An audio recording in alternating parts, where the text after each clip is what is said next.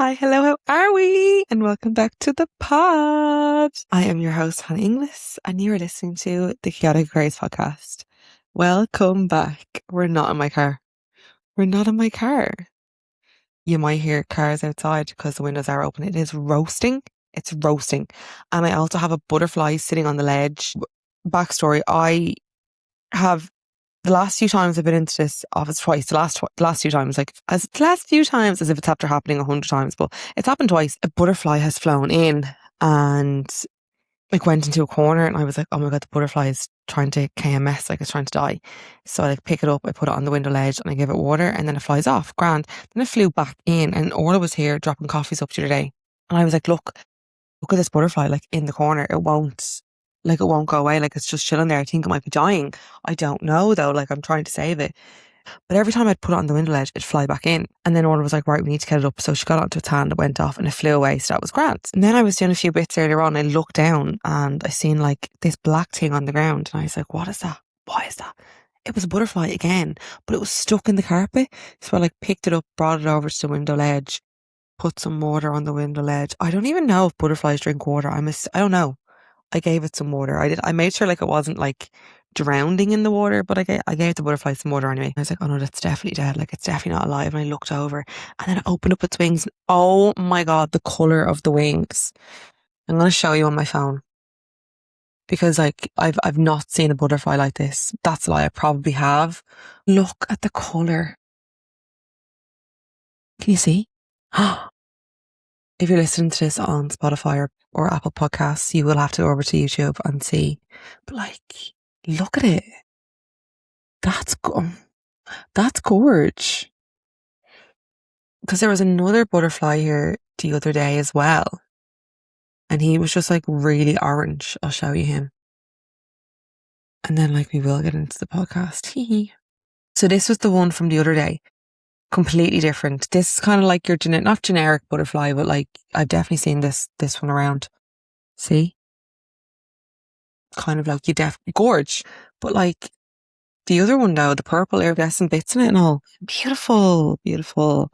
And then obviously naturally I had to Google what's the meaning behind saving butterflies. And this is what it told me. Saving a butterfly is a powerful spiritual symbol of transformation, divine intervention and rebirth of the soul. Signifies that you are being used as a vessel of positive change, echoing the delicate balance of life, patience and resurrection. I hope that's true. I hope that's true. I fuck with that. But anyway, that's my butterfly story. Also, that fly, I rebuke it. There's this one fly that keeps following me in here. I rebuke it because I know it's an evil eye. I know that someone's sending it, and I probably know the person who's sending that fly to me. I'm sending that fly back to you. And I hope your house is infested by flies. Stop sending me evil eye, because you can't evil eye me. I've sent it back to sender. As we all know, if you're new here, I'm very spiritual. I think everything is a meaning. There's something, there's a significance behind everything. Nothing's a coincidence in my life. So that fly, I know for a fact there is an enemy sending me evil eye. But it's fine because I'm aware. And I send it back to fucking sender. Without further ado, butterflies, flies, all that jazz aside, what did I want to have a little chit chat to you about today?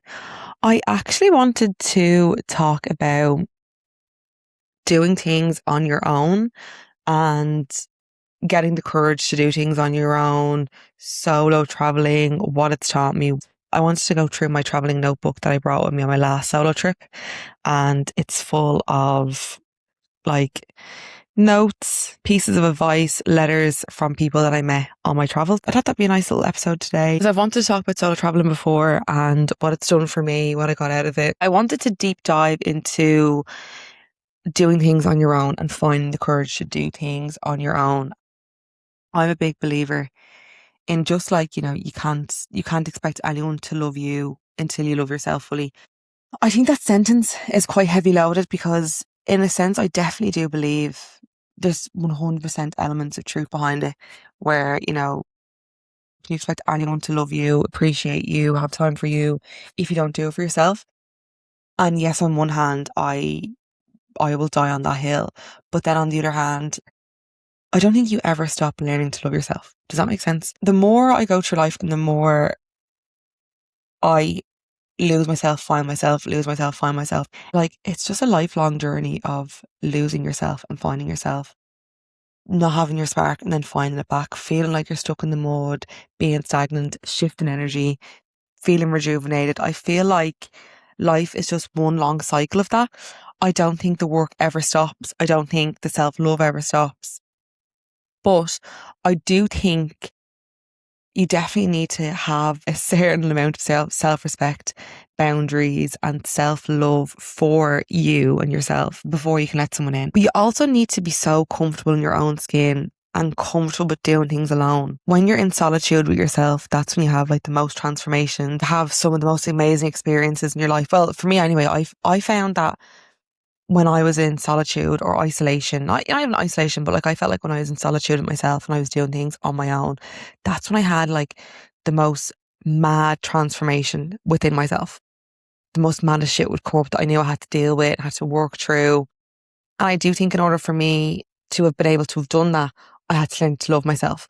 Now, doing things like being able to do things on my own, I think I went into it not knowing what I was getting myself into. Like I went into like solo traveling kind of on a whim. I didn't even think I was going to do that. So let me reverse it back. But I went to Bali to visit Orla on a 2 week holiday, right? I hadn't booked my return flight because I was like, will I stay longer? Will I not? I don't know. I think in the back of my mind, I knew I was going to stay longer than 2 weeks. But at the time, I was like, no, I'm going for 2 weeks. I get over there, shit hits the fan.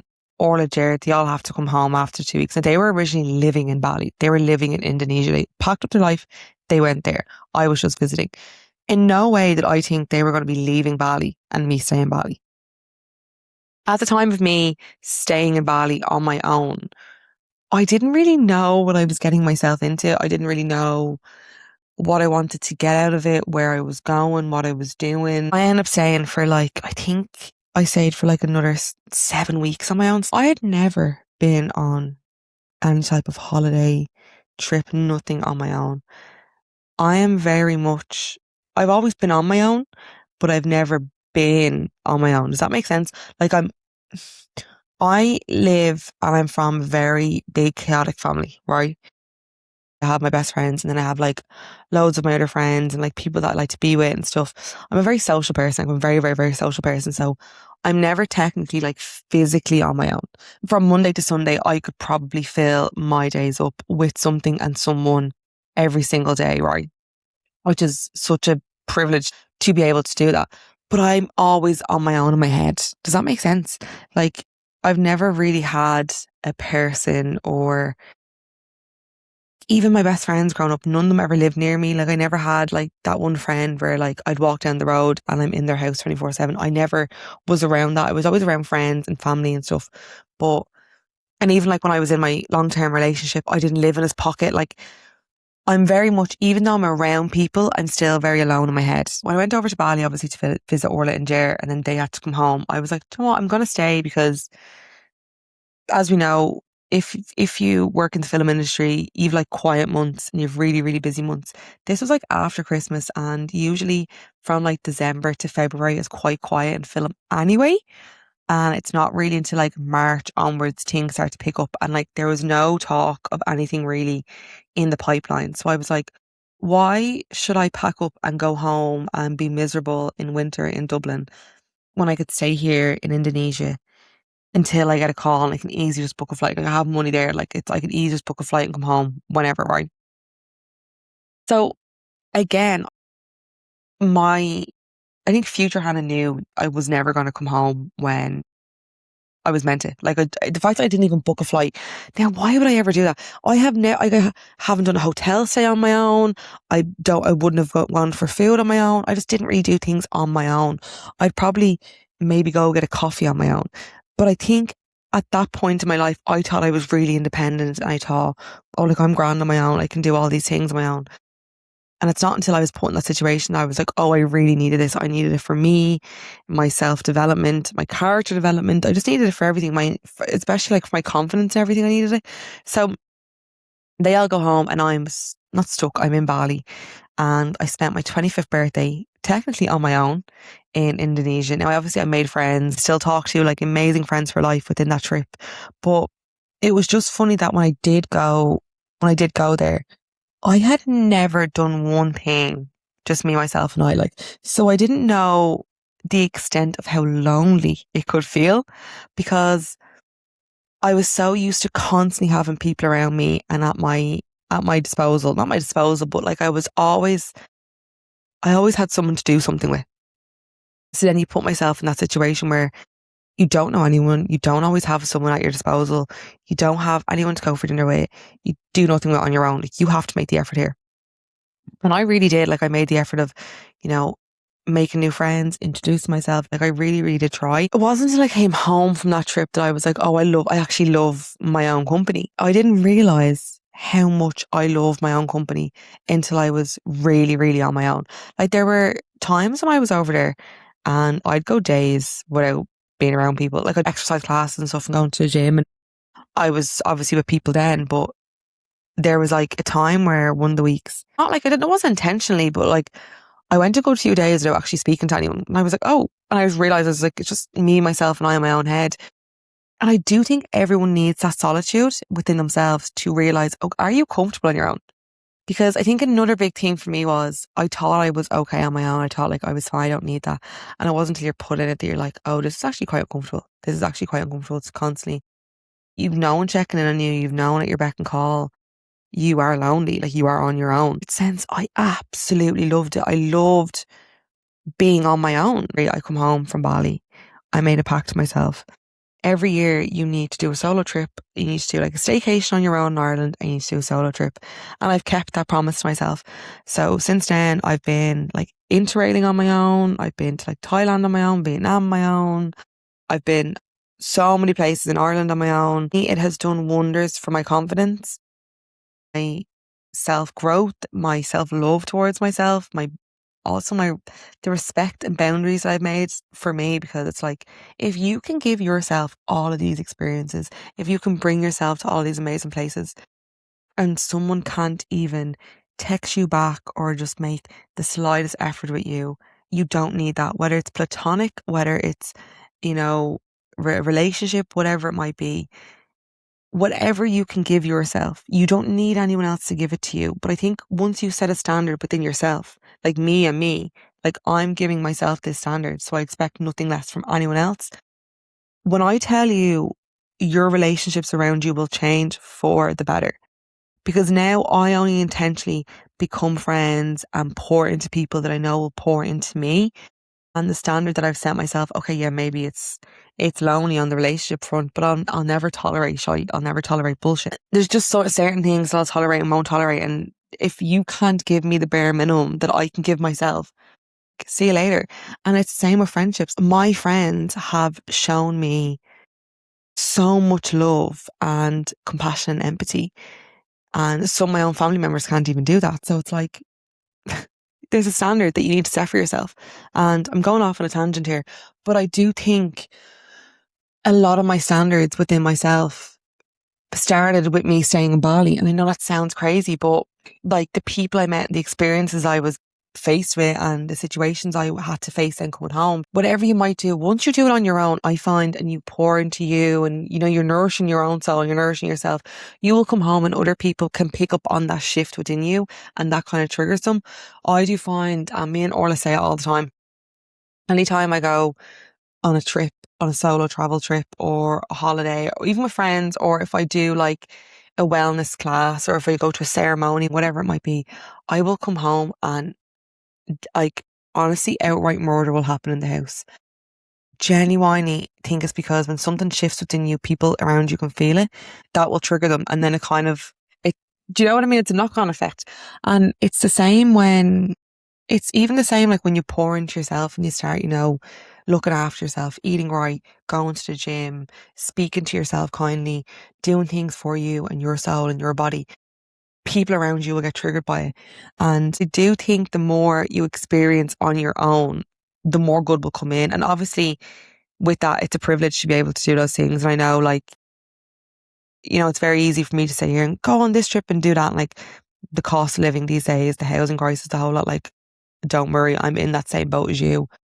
Even if it means like bringing yourself out for a coffee, bringing yourself out for lunch. If you can do like a hotel stay somewhere in Dublin, but honestly, sometimes it's nearly cheaper to get on a Ryanair flight. Put yourself in uncomfortable situations, obviously not unsafe situations. But when you put yourself in uncomfortable situations, you learn so much about yourself. And you also, I don't know about you, but I keep myself so busy that I block out the voice in my head because I'm constantly talking to myself all the time. The more busy I am, the less I can hear what my subconscious is trying to tell me and what my body is screaming at me. So when you put yourself in isolating situations, like going away or doing something on your own, like shutting off from the outside world and just taking time to pour into you, oh, does your inner voice get really loud and it starts to tell you what you've been neglecting, what you've been pushing down, what you haven't been dealing with, and what you need to deal with. Because if you don't deal with this, this is only going to get worse. So I do think, like, this is an absolute tangent. I'm here talking about solo traveling and I've just went on an absolute TED talk about things.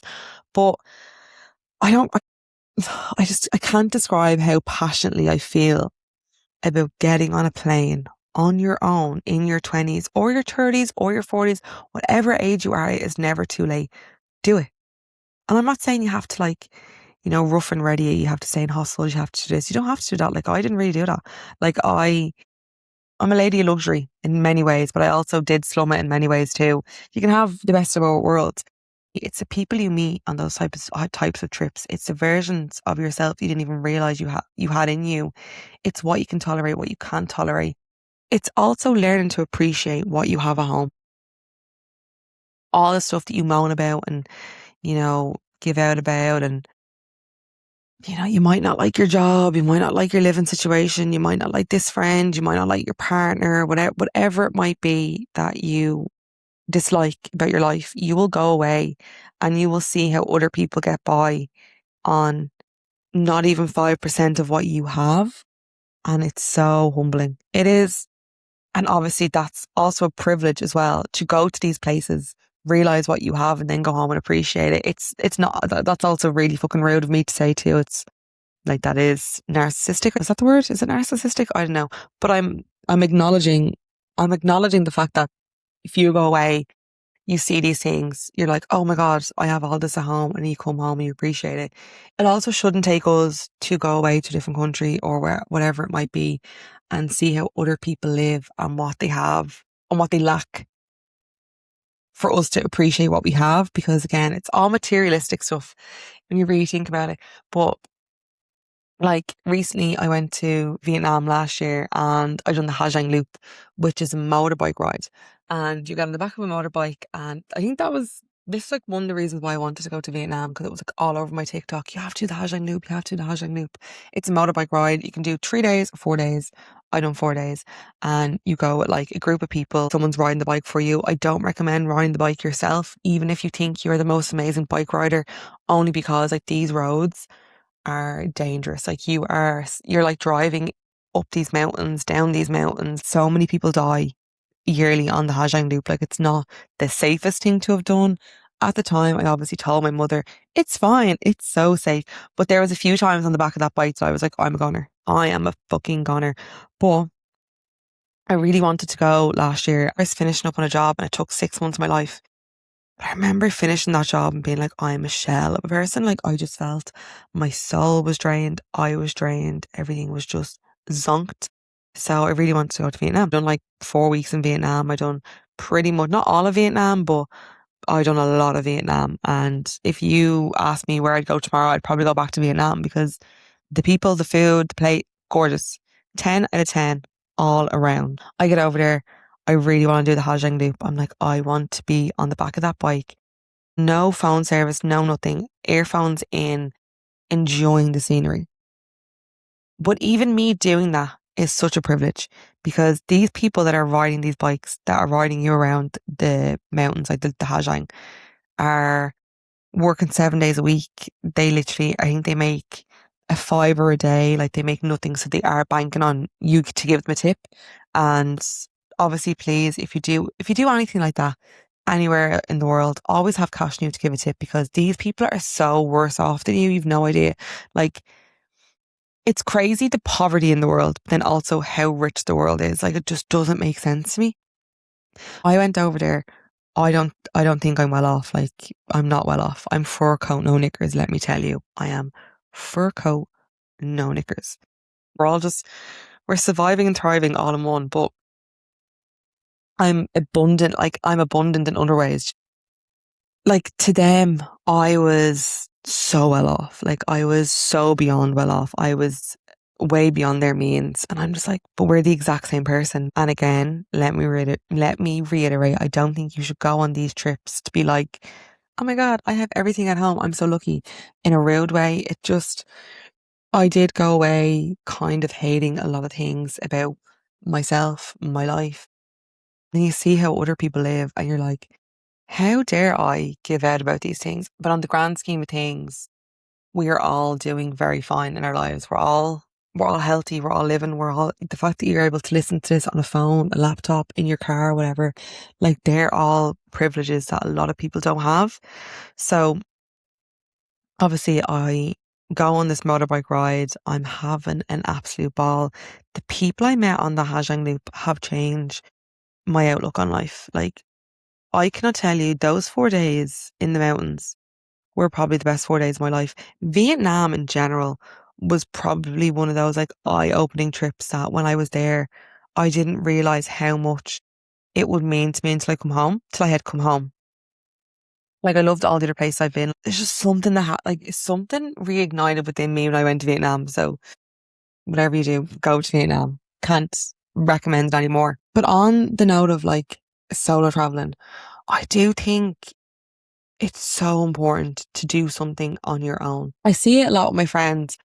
My friends might be like in relationships or, they're married or, they're grand. They have friend groups they go away with, they do all of this stuff and they always have someone to do something with. I feel like when you're in a relationship as well, it doesn't dawn on you to do something on your own because you might say like you're your own person, but like at the end of the day, like in your relationship, you kind of become one. It's just, we all do it, we all do it. But I think if anyone is listening to this and you are in a relationship or, even if you're not, if you're single, everyone, but especially if you are in a relationship, because I find that we become so reliant on our partners that we don't do things for ourselves.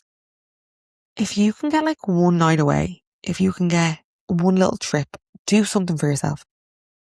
I cannot express to you the feeling you get when you solo travel. You have somewhere you want to go and you're always waiting for someone to do something with you. Stop waiting. Just go. Because the longer you wait for one of your friends to do a trip with you or your boyfriend or your girlfriend, or if you're waiting on it until you get a partner to do all these things, you are going to be left waiting. And I know some people just don't like doing things on their own, but they're the people that should do things on their own the most. Me personally, it never popped into my mind to solo travel because to me, I was always independent until I was put in that situation. I was like, oh, I'm actually not independent at all. I'm just always with people. I'm a singular person, but I'm always with people. And it wasn't until I'd done that first trip and I stayed on my own, I was like in Indonesia for so long on my own, that when I came home, I was like, I need to do that more because there's something about it that just honestly sets your soul alight. It just, and like you just come back alive again. If you're listening to this on your earphones, you're not going to be able to see me. But like the meme, and it's like someone's like resurrecting, like, and the light goes into some. That's how you feel when you're doing things on your own. What I will say is, if you are going to solo travel and you do something on your own, or you go wherever you might go, don't expect to make loads of friends the whole time because there has been so many trips I have went on. And I think I only made like a few friends, and I'm a social butterfly. Like, I will talk to that wall. I will have conversation with anyone. I'll try and make friends with anyone. Like, it's in me. Like, it comes naturally to me to do that. Some people aren't like that. So the people that don't have that like social butterfly social butterfly aspect within them, don't be put off by going solo traveling because sometimes you do need to go to be in solitude with yourself and to actually just sit and be within your own mind and to actually process the shit you haven't been processing and to reflect on the stuff that you have been suppressing and pushing down. And it's also just to see, like, are you comfortable being on your own? Because a wise man once told me, you come into this world alone and you leave it alone. So it doesn't matter how amazing your relationship might be, how big your family might be, how amazing your friends are. You still leave this world on your own. So if you do not like yourself, it's a long time on your own, in your own head. Like you need to be able to put up with yourself. You need to be able to sit in your own solitude and be comfortable with who you are. And I think in that uncomfortable silence within yourself, you learn so much about yourself. I didn't just wake up one day and I'm like, I love my own company. Like it happened during a lot of uncomfortable times. Like there were times in Vietnam after the HannaGh loop, I was in Hanoi and I remember voice note and Orla bawling, crying, being like, I just feel so lonely. I need to get out of here. I feel so isolated. But I needed that isolation. I needed that uncomfortable feeling. I needed that emotion of not feeling like anyone wanted me, because why do we feel like that? Where is that longing to be wanted coming from? Who am I looking for that acceptance of? Because if you can't accept yourself, how is anyone else going to accept yourself? Because I do think we're all craving attention. We're all craving something from someone. And the only one that can give us all of that is yourself. I love my friends, but there's just something so nice about being in your own company. Like I know for a fact, like the day that I do find my partner and we get married and I have a load of kids and whatever, I'm still going to be going on my solo trips because I don't care. My life is not stopping. My needs will be met because I want my kids to grow up and be like, oh my God, my mom went here, there and everywhere. And she still went here, there and everywhere when we were born. I think a huge thing for me when it comes to the solo traveling side of it, my mom, like a lot of mothers, put her own life on pause when I came and my sister came. You know, she stopped doing things for her when she had kids. And I think that's a massive one. Women just stop doing things to themselves when they have kids. But yet the father, the man in the family never stops. They can still do whatever they want. They can go to here, there and everywhere. So I think there's something about within myself that I want to change that narrative. If I am lucky enough to have kids and stuff, uh, I am still going to be doing things for myself. And you can sit there and go, oh, you say that now and then you have kids, you don't have the time. But that's the problem. You need to find the time. You need to find the time to be like, no, I need to carve this time out for me and I need to go here for a night away or 2 nights away and just do it for yourself. And even if you don't have kids, even if you're in a relationship, and yeah, it's great to do things with your partner and it's great to do things with your friends, but it's so invigorating to do things on your own. Anyway, I'm going to finish this episode with some notes from my travels.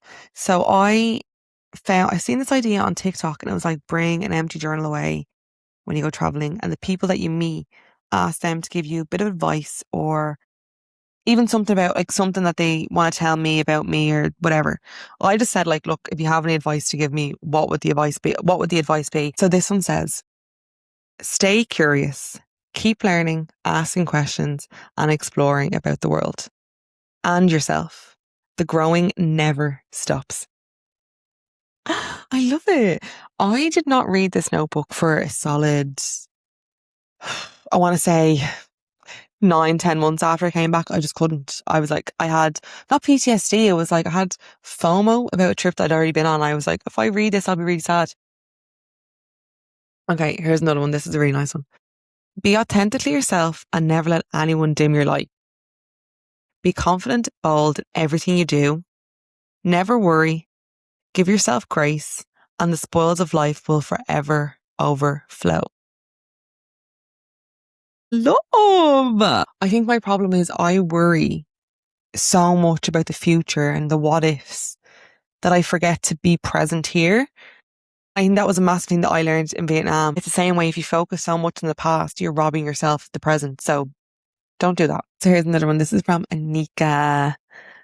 Don't sweat the small stuff and stop caring so much. I know, I know.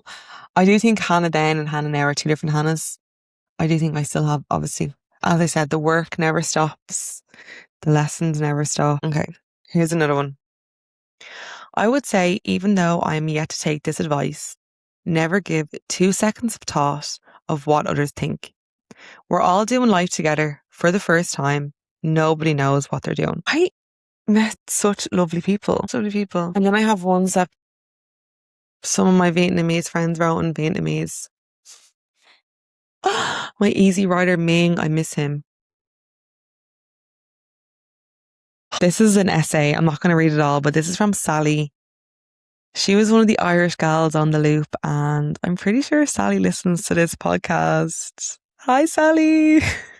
Okay. I think we clocked each other on night 3 of the HannaGh loop, that we were the only Irish two, never mind the only Irish women. And we both admitted to each other that we clocked each other on the very first day, which we did. Like, I clocked her. Like, I was like, she's an Irish gal. That's an Irish gal. What I would say is never dim that spark, that magical spark that is inside us, that Irish women have and that make us feel more of ourselves and more at home. It's made of gold and the upbringing we've had on our windy, beautiful island. And that's exactly what makes us warm, welcoming and the best crack.